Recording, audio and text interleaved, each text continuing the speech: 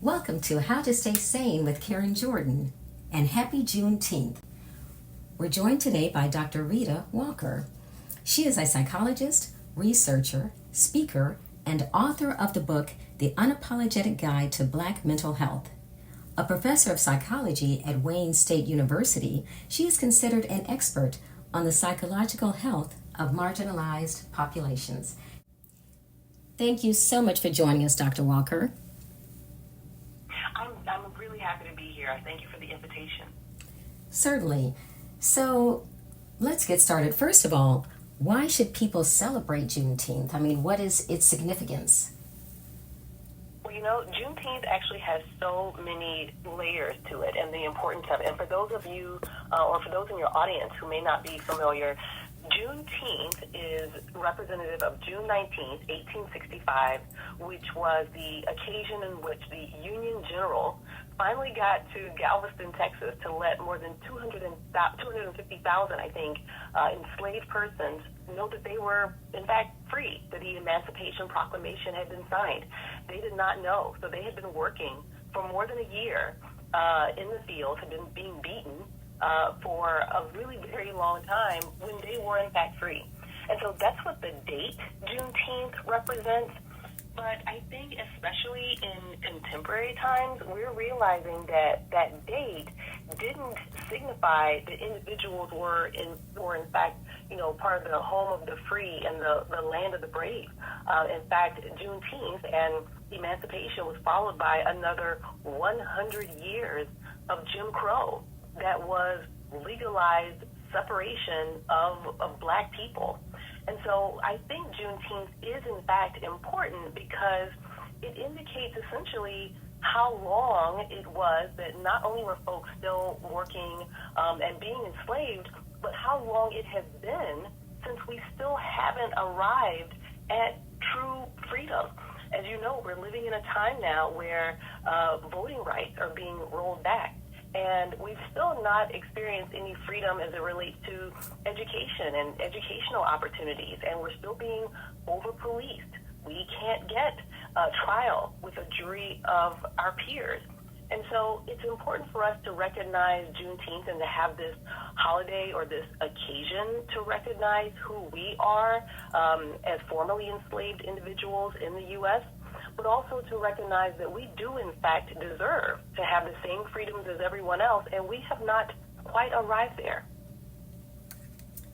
Since you bring up so many excellent points, can observing Juneteenth today actually provide hope to people, since so many people are experiencing what you've described? And if there is an opportunity for hope, can you explain how that can be the case now? Well, I think the hope can come in with regard to signaling that there is an opportunity, that so many of us have been able to take advantage of the so-called freedom that we have. The challenge, though, is that, as we know, there are so many of us who are subjected to systemic problems. And so it's helpful to be able to say, well, this person made it. This person has been successful. And to be able to point to these indicators of how much we can, in fact, achieve. But systematically, so many of us are subjected to the boot of racism, racial discrimination, and unfairness. And so while we're able to see that there are opportunities, I think that it's important for more of us to come together so that the collective can benefit from the freedoms that so many of us deserve. And when that occurs, would that be an opportunity for healing as well? Is healing a major component of it? Healing is absolutely important. I mean, when we think about just how generations, so going back for just a moment, there are folks who would say, well, there were slavery in other parts of the world. There was nothing like the chattel slavery that Black people experienced. And so because of chattel slavery, which means that slavery was passed on from generation to generation, people were born into slavery. That didn't happen anywhere else. And so we have to be able to heal from the consequences of generational enslavement. The challenge, though, and I think what kind of limits the hope, is that we're still continuing to see persistent injustice. It's happening daily. being over-policed. And so while it's nice to be able to have this Juneteenth occasion, what we also need simultaneously is the ability to be able to just mind our own business, to be able to work and be productive and take care of our families and to be educated and to be able to do this without consequences. Tell me then, what are the ramifications of the history of Juneteenth? It is, many people discuss, as you have, the trauma that is associated with it. Is that something that can be inherited? Is there such a thing as generational trauma? Yes, there is absolutely generational trauma. Just having if you think about hypervigilance. So we talk in our contemporary society a lot about mental health, and it is important language to have, but I think sometimes we miss some of the true definitions and the pain that is carried with some of these labels that have become popular. And generational trauma is one of them. And so we kind of pass on the pain from one generation to the next, but we also pass on the hypervigilance, that is the worry, that is the concern, that is the recognition that anything could happen to any one of us at any time. I have a teenage son who will be driving soon, and we will have to talk to him regularly about how to stay safe and how to come home. And other communities aren't having these kinds of conversations. And so the trauma is absolutely passed on, but it's also because the pain is passed on. Now, if that's the case, how can the impacts of that type of racial trauma be overcome, do you think? Well, it's such an important question, because it's going to have to be overcome first and foremost by removing the systems that are kind of a boot on the necks of Black people. That as long as the systems are in place, where individuals aren't able to get mortgages, aren't able to live in the homes where we want to live, and homes are connected to taxes, which are connected to schools. Our schools are underfunded. Our youth aren't getting the education that they need. There's so many systems that are in place. There is research that shows that doctors or doctors in training still believe that Black people can endure more pain than white people. It's insane. There are all these systems that are in place. And so first and foremost, the systems have to be removed. I honestly can be a cynic at times. I don't see the systems going away anytime soon. And so the other part of what we need is to come together in community, that when more than one of us or more than two or three of us are fighting these fights, when we have larger people at more empowered levels of our community are able to come together to be able to fight the systems, that's how we're able to overcome.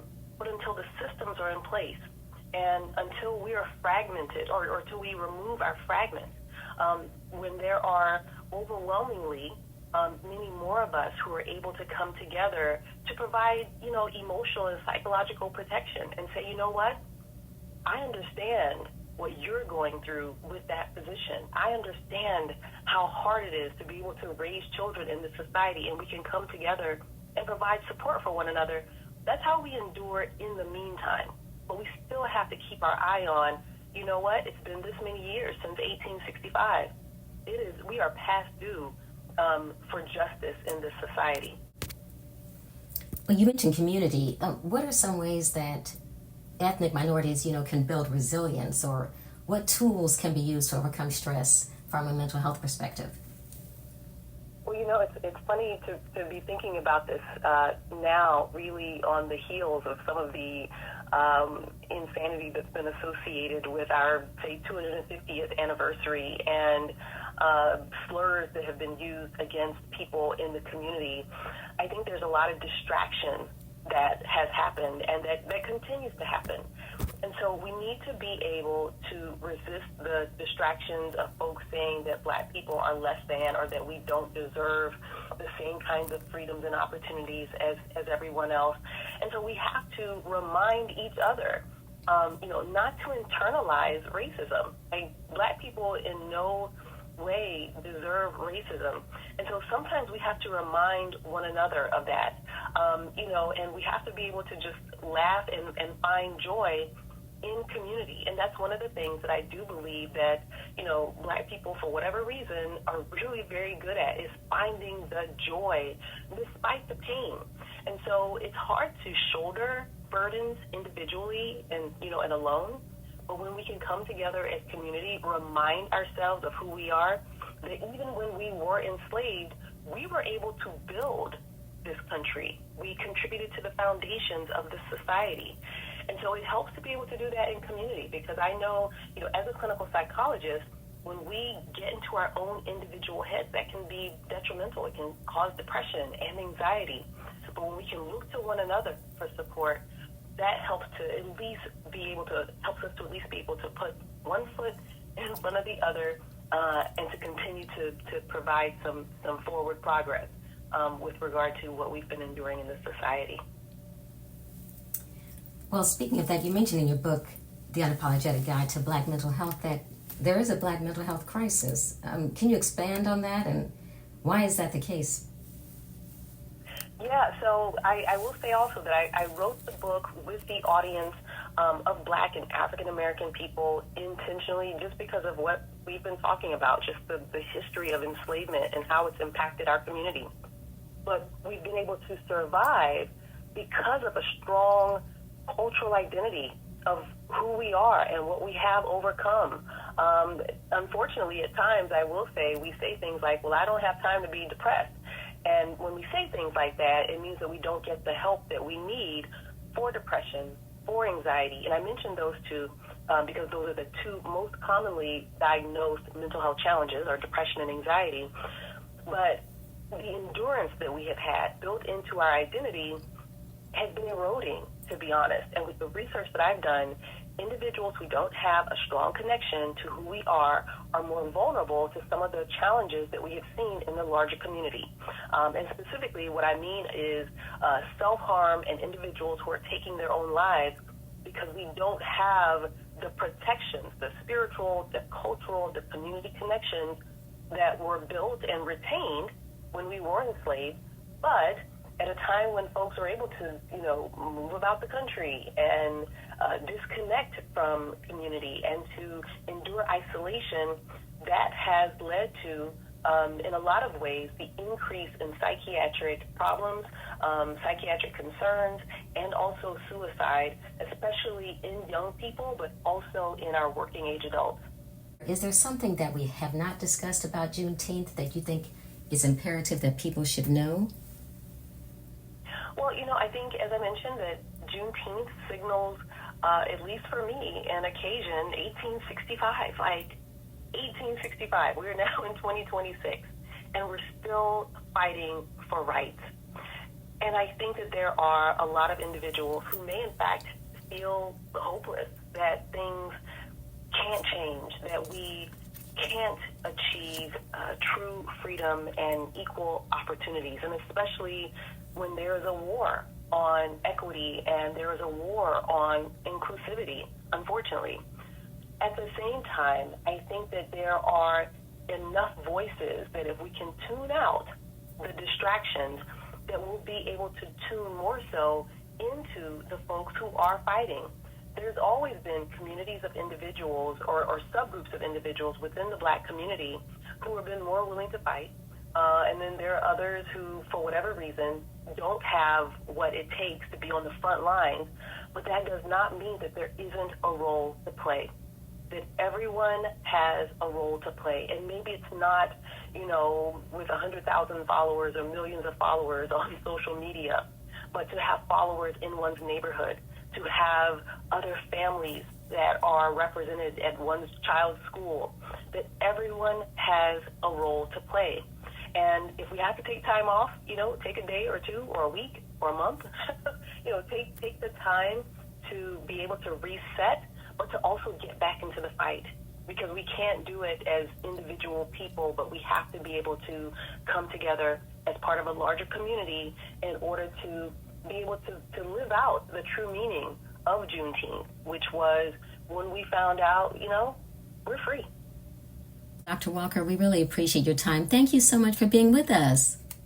Absolutely. It's been great being here, and it's such an important conversation. I'm glad that you're having it with your audience. I really appreciated having Dr. Walker on the show. Reflecting on Juneteenth makes me think of one of my ancestors in particular. My dad often talked about him. I'm working on a book about him.